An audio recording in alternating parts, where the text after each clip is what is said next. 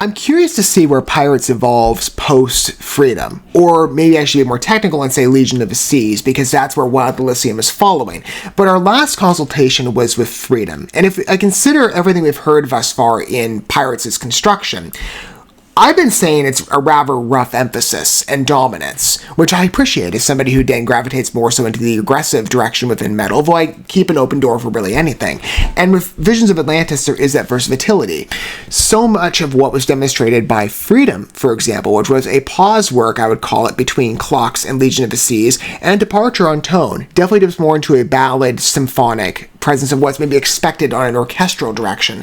Something softer, but if you attribute symphonic metal, right, automatically there's a conceived idea that, oh, maybe it's a bit harsher in theory. There is a versatility in application with symphonic metal, and I prefer really anything in terms of that particular vein. But I'm open to other metal types. Let's say, for example, melodic and power, where, just to set a baseline for anybody who's approaching, Austrian-based group Visions of Atlantis. I love being able to, like, I have another Austrian group in my playlist alongside a couple other artists that I've humored in the past. Visions of Atlantis has the honor of being the first group, and they are a stellar attribution. And to come back to them after our first introduction experience together, post 15 of their works, that was where I was very much where maybe some of you sit, right? I know many of you are in that territory of, oh, I've known about Visions of Atlantis for years. Maybe you, in fact, are one of the notable audience members who made them a recommended name in my playlist on frequent basis. They are of it's similar to other European talents of significant appearance. So I figured, okay, fast track, and I'm glad I did. It's only been a little under a month that I've been a fan, but it was just under 24 hours. I got a first introduction on 15 works. It was instantaneous. I fell in love. As I'm sure many of you will if you've not yet humored this group, and I cannot wait for you to have the opportunity. As I said, with our early introduction to Pirates on 5 of their works, this just necessitates a return. I was, in fact, in the replay experience of, I've listened to these pieces over and over at this point. I couldn't give you a number. I have listened to this album so much. And to be fair, the other selections will be humored, whether they be The Deep in the Dark and Wanderers were also quite good. But Pirates, my favorite. So going down the entire route with this album, I'm really excited to do it with you. And we've had, again, as I said, a good palette of judgment. 5 rough tracks and 1 soft one. I'm curious to see the direction of now where Wild ELYSIUM will float. But to do so with you, as I've said many times, music is better in company. I just find it, it's fine in isolation, but it's not the same, right? There's a connection point that we have in terms of fellowship, and especially in entertaining so many adept talents. And I feel honored to be recognized any artist I do on this channel. Music is a first love in my life. Just sharing that experience of you, especially on a first impression basis, I love doing it. And for European talents, it's even better. This area in the world, I've said it many times, such a space that thriving of talent. I never want to leave it. We have talent abroad. I continue to find myself here. And I'm sure many of you will if you've not yet set foot. And if this is a first introduction for you on that respect, I cannot wait for Visions of Atlantis to be your first doorway. And maybe this is the first, entrance you're going to have to the group specifically. I'd recommend, as I'm saying in past experience, go humor the entirety of the albums first, starting with Pirates Will Return, and then maybe come back to where we're sitting now with track 7. You just need to experience the album in full, in my opinion. I would imagine, I don't like to speak for anybody, but probably most of the Visions of Atlantis fans would agree with me on that. This album deserves to be enjoyed in full, and that's what we are doing today. So, I would recommend that, though you're welcome, I guess, music is an objective experience. Step in where you like. Let it be your first entrance. Maybe Wild ELYSIUM will have that credit. And maybe this will be your first entrance into the European rock and metal foray. I'm so happy for you that perhaps it will be. Let's humor this one together. Wild ELYSIUM. And broaden out my experiences as well. I don't want this to be just an entirely selfish, endeavor, but I've loved Visions of Atlantis. I'm just looking forward to digging deeper, and to do it with you just amplifies such a wonderful experience that we're sharing in together. It's a great album thus far. Let's continue now in a chronological order with the remainder of the pieces, starting with Wild ELYSIUM.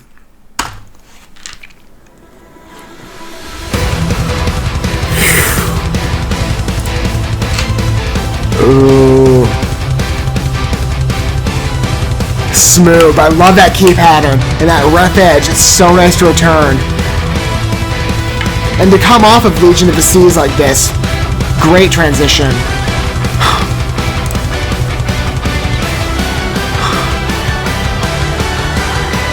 Ah, it's symphonic dominance. Oh, see why it's so charming to me?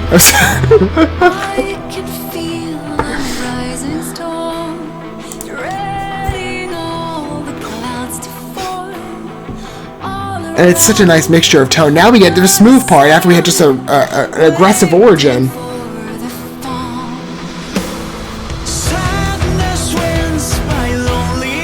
Again, the normal vocal transitions and the pairing, just a beautiful association. Clementine and Mikael both shine.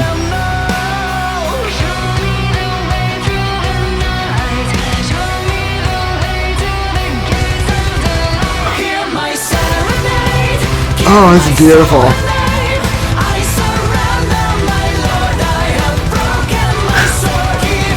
The mapping on this one is terrific. The momentum on these chorus sections. Ooh!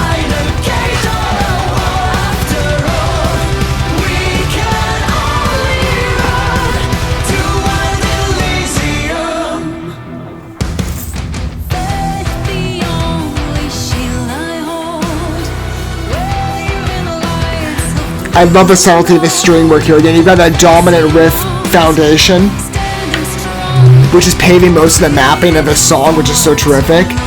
But I like, again, seeing that mixture. It's gorgeous. Again, atmosphere. That's what symphonic metal is.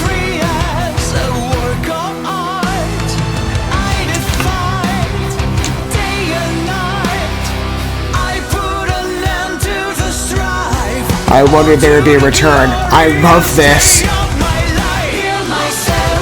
And the trail in. Oh.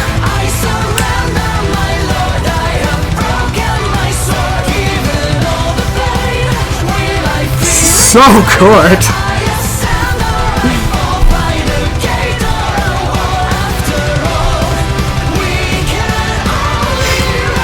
And that pattern. Oh.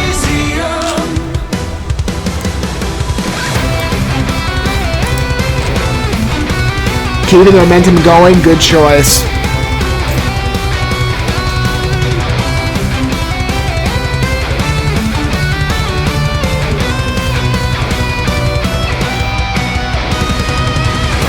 And to give the riff some prominence, the guitar work, again, this is the power metal side, and it works.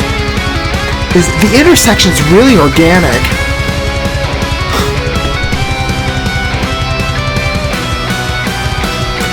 Dimension.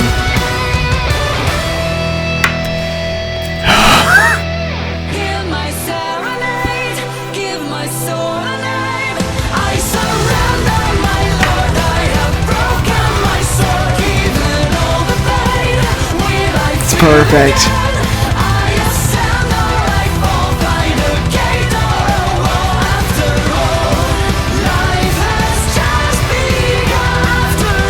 This chorus is gorgeous.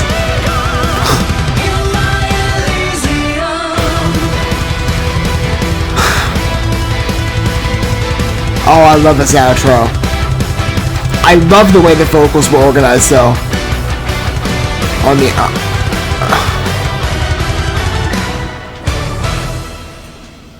oh, what a gorgeous finish too. It's just swift, kicks immediately. Beautiful number.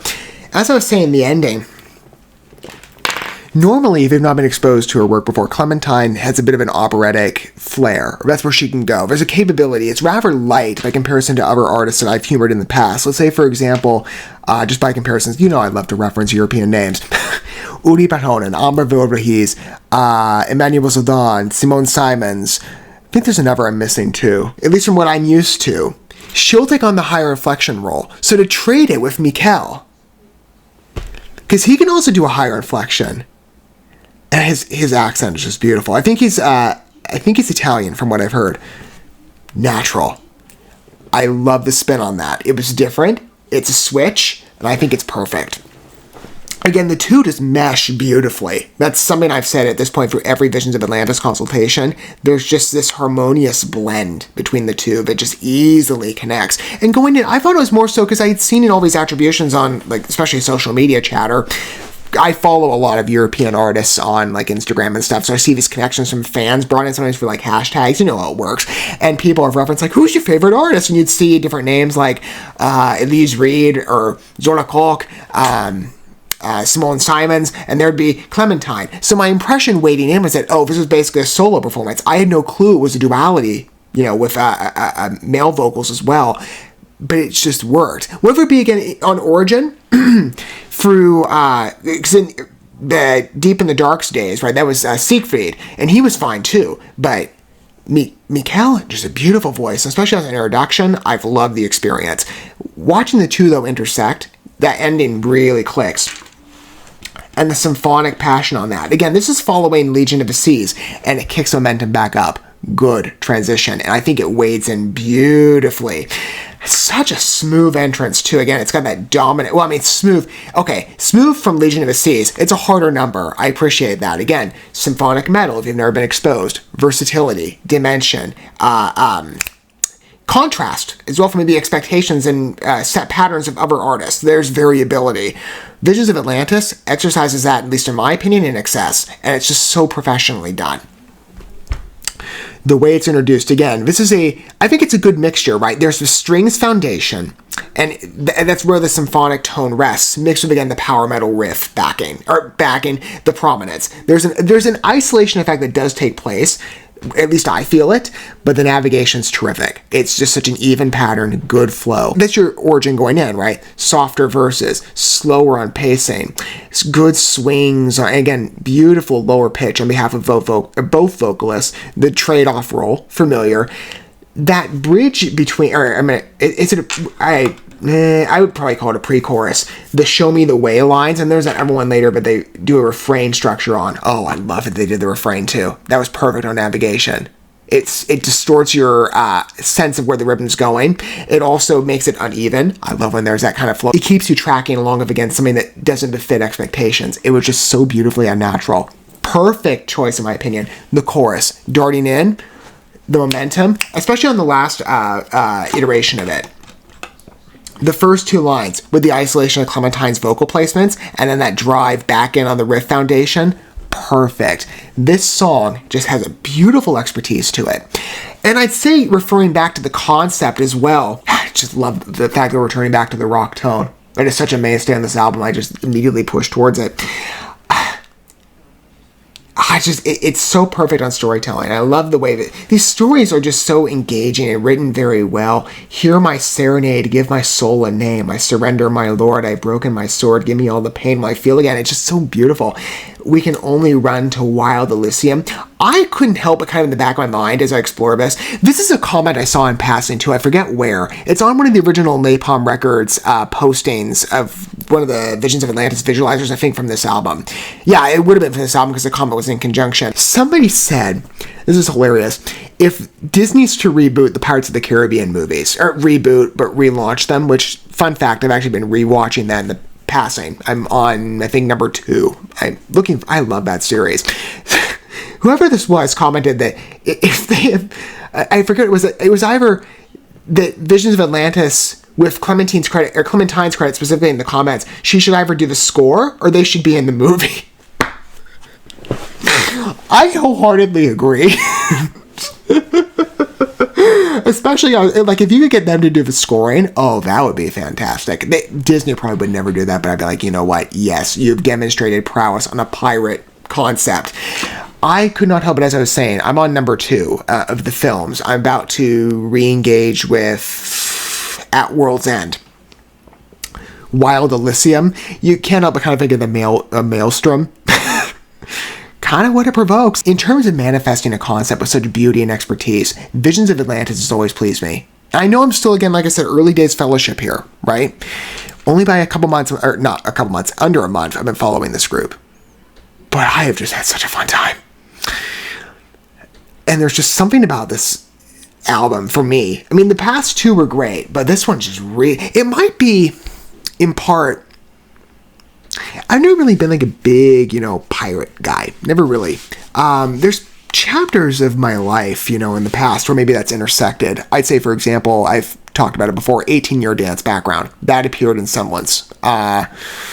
1 year of children's theater, Treasure Island, that could be part of it too. There's just like this nostalgic rewind effect that I experienced with this album. And I don't know if I've talked about this before, but it's specifically on the concept, especially on humoring all those repeat listens with the first initial 5 pieces we entertained together in that first phase of introductions.